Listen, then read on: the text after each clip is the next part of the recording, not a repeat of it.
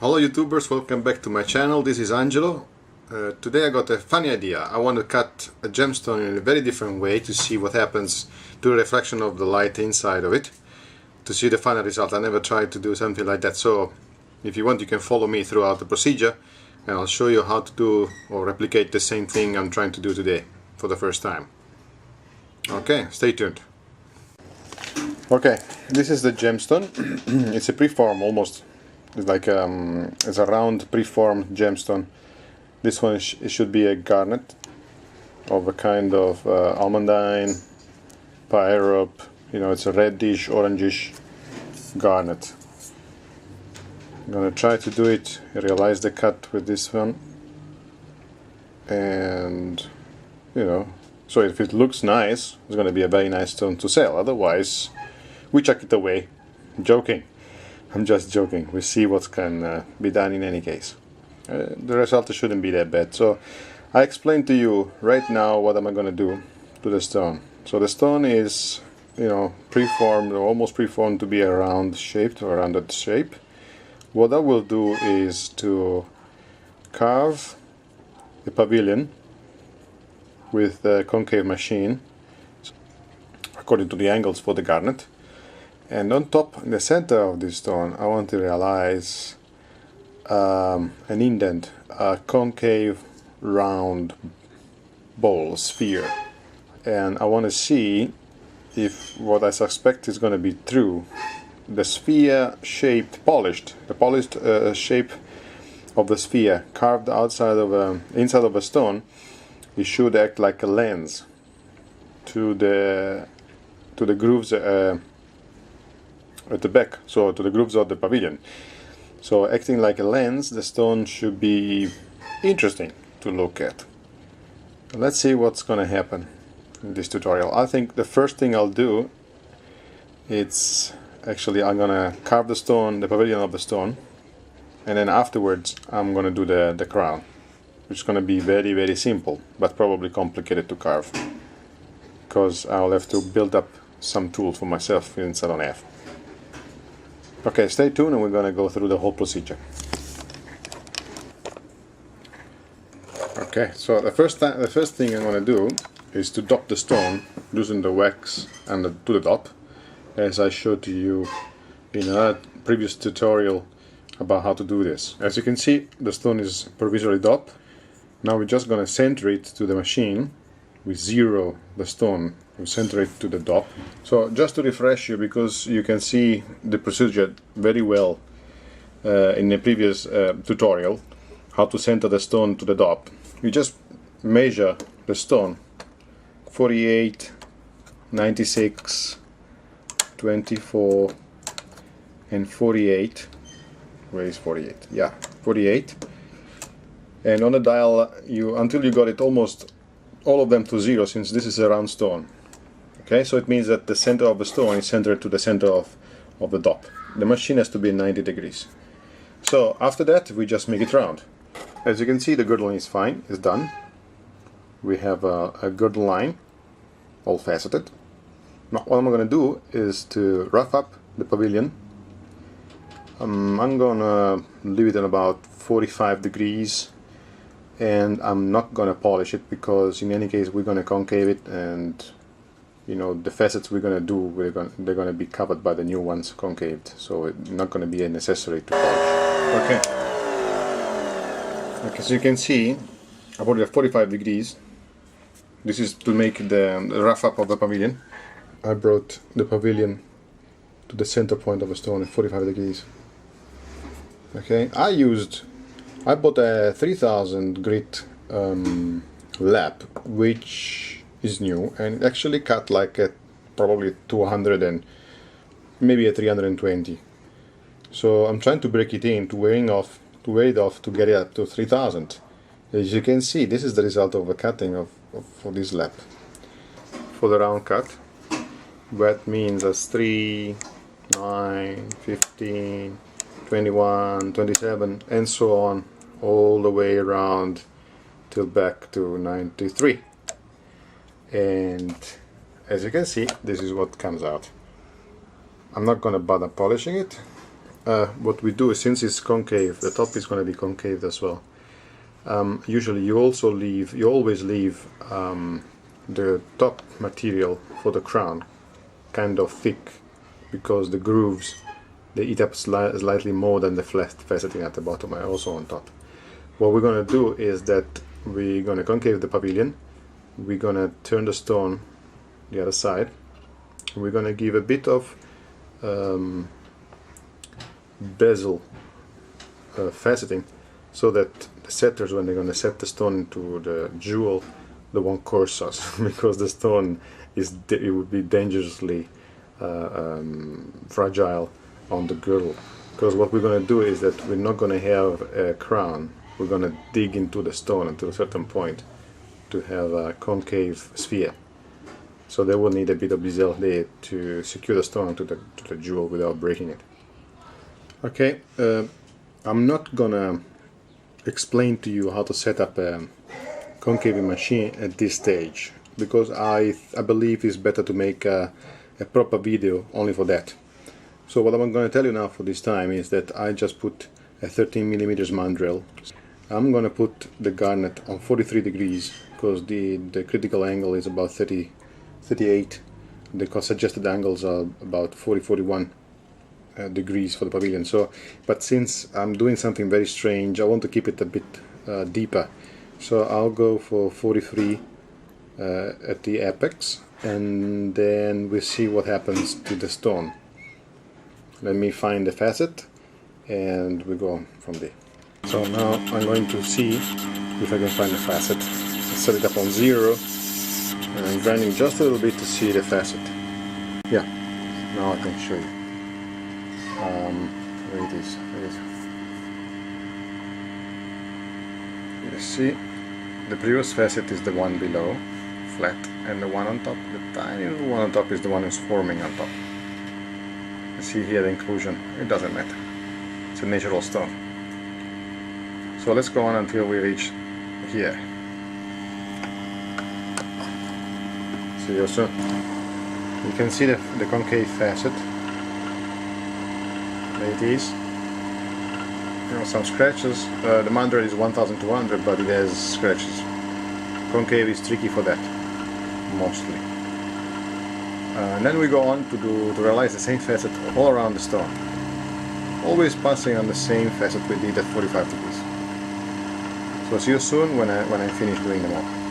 I went all around concaving the 3, 9, 15, 21, blah blah blah blah blah. All the same facets we did before, but at 43 degrees. Okay, then we go to pre-polish and polish.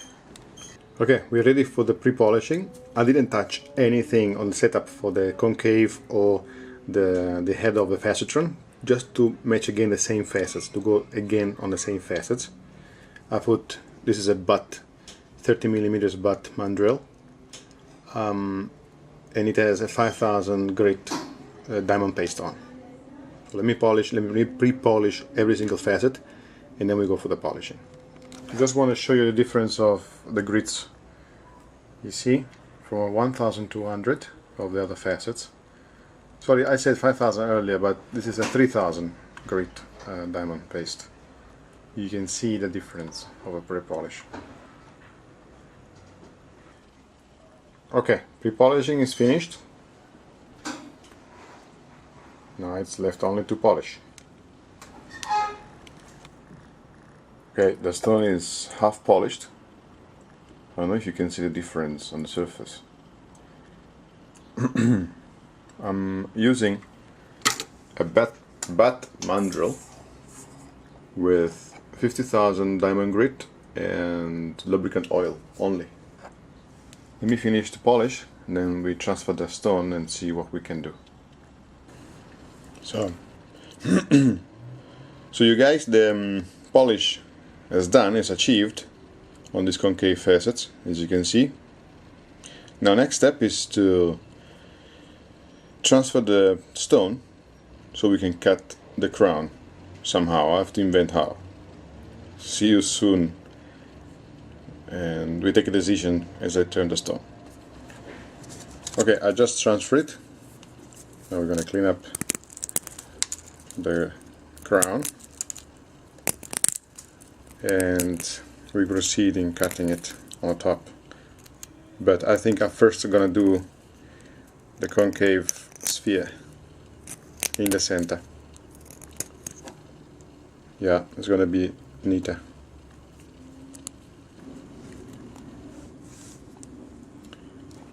Okay, you locate the center of the stone, because that is going to be the spot where you're going to put your ball burr and start eating up material. So now I'll show you what I'm doing. Put the machine at 45 degrees. I put a 90 degrees block. I centered the stone on the spherical burr.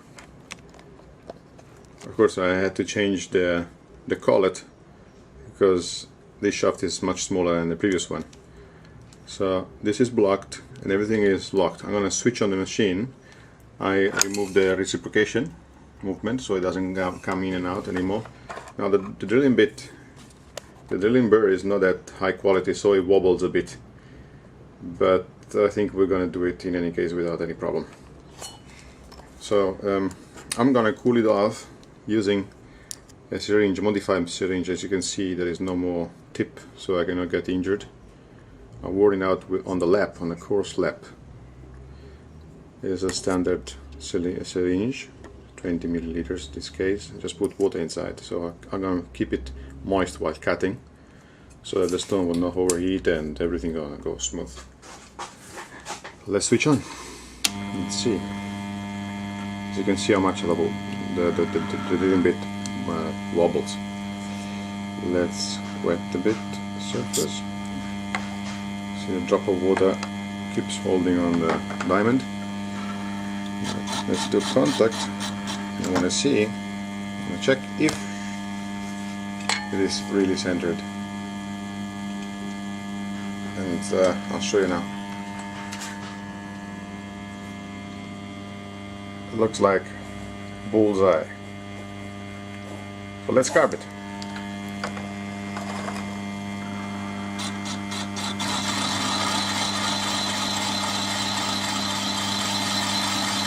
Easy, smoothly and slowly we're going down into the stone. I'll come back to you when I finish. Okay, this is to show you how it's coming out. It's pretty cool. I like it a lot. So let's continue.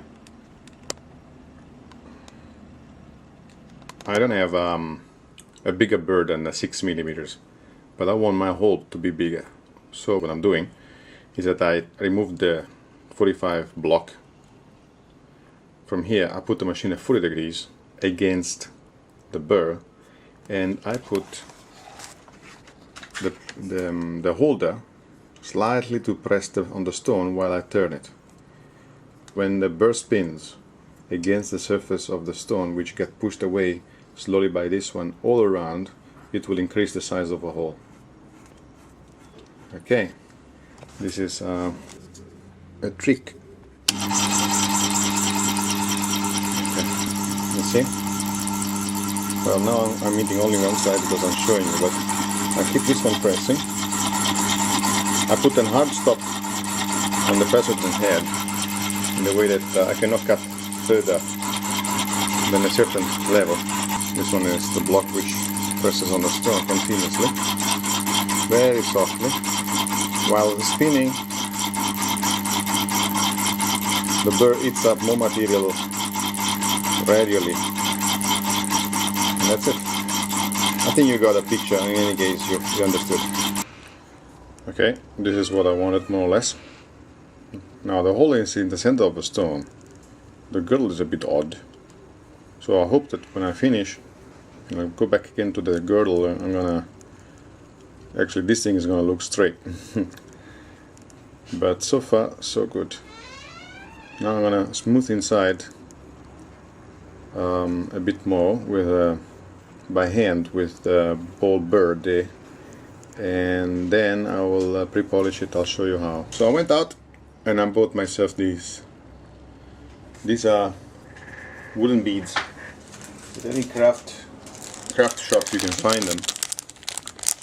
You don't have to buy exactly this. Actually, if you find the size that you're making the hole with, is much better. Otherwise, you have to craft yourself. Yeah, after you have to fit this one on the shaft and then shape it with a blade, like a lathe, in a way that you can use it inside here. So what I do is I put, I shaped it like that on the Dremel machine,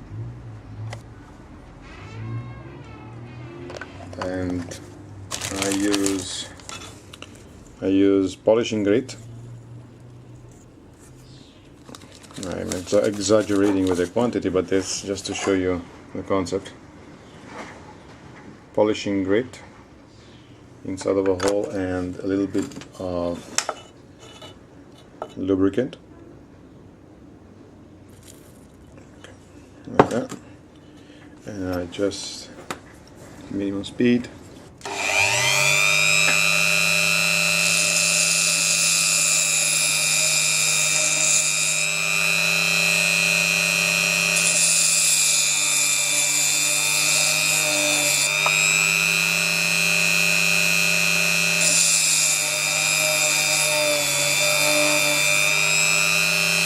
So with this I'm smoothing it up inside.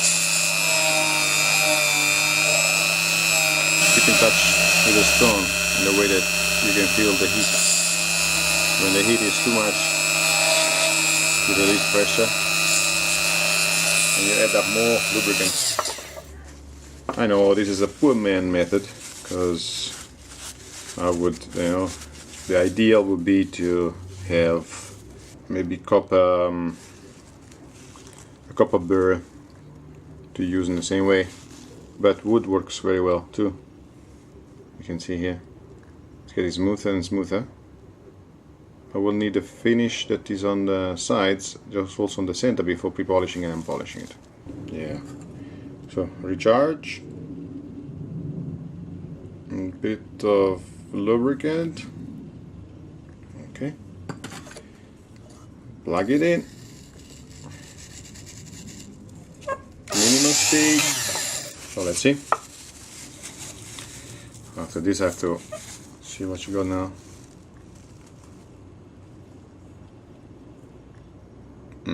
Just a little bit more. Just to be more precise. Yeah, I think I can be happy with it. It's evenly worn out. So what am I going to do now? Wash everything nicely here around, because of contamination of this loose grit. Pre-polish, I will skim this wooden burr that I made. I skim it out to remove all the grit and put the pre-polish on. See you soon.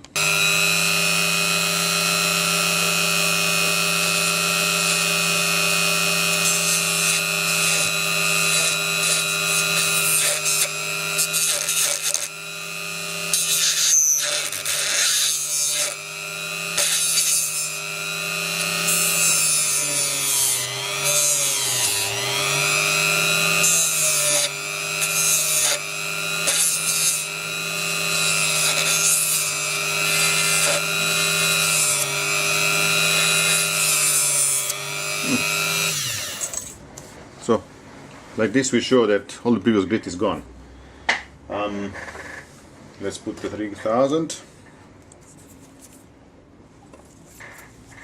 This time is a little cream, like that. Then plug it back. That's it. After 10 minutes, should be fine. Should be fine, I hope. After 10 minutes of grinding, pre-polish should be done. Yeah, I'm quite happy with it.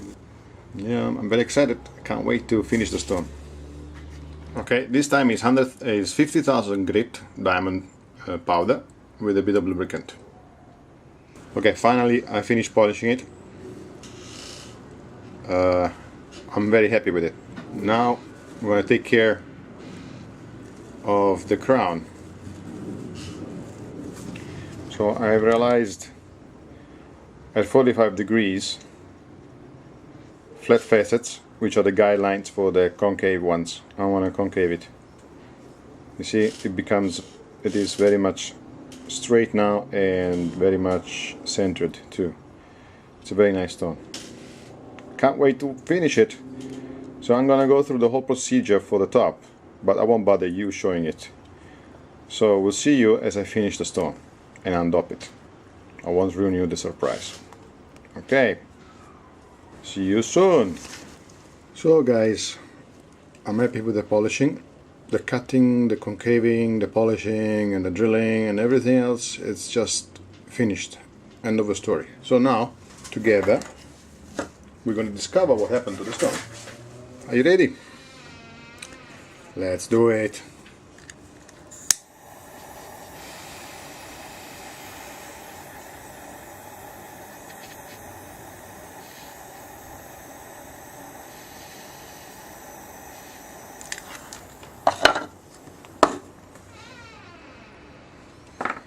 Pop it out. We remove the wax. Yep, but we put it in the acetone. Quickly, don't worry. I'm gonna pop it out now. I'm also very anxious to see the way it came out. Here's the one. Very weird.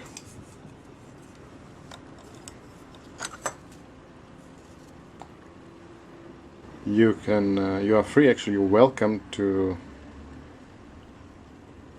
say your own opinion. Okay, there is no sun today, but this is the outside light. So this is the stone. I'm gonna put some pictures of it and you can comment. So you guys, I'll show you how to cut a weird stone. You might like it, you might not like it. Please comment and see you next time. This was more than a tutorial, was something more entertaining. So see you next time for the next video or tutorial. Thanks for watching. God bless you. Bye bye.